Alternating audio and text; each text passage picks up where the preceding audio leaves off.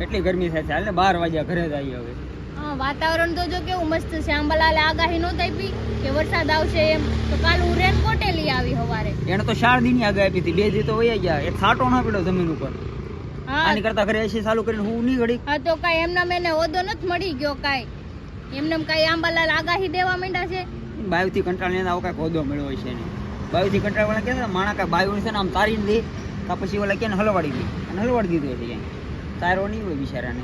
તો જ આવી આગાહી કરતો બાકી 2 દી વયા જાય છાંટો ન પડે વરસાદ. ખોટી હોશિયારી કરો માં, વરસાદ તો આવશે જ. તે આંબાલાલે કીધું નથી. બહુ ભરોસો ના મળે. હું 2 દી પહેલા કહું એ વાત તને ભૂલાઈ જાય છે અને 2 દી વયા જાય તો એને તને એની વાત યાદ છે. મને એની વાત યાદ જ હોય. હું ન્યૂઝ જોઉં ને એટલે મને બધી ખબર હોય.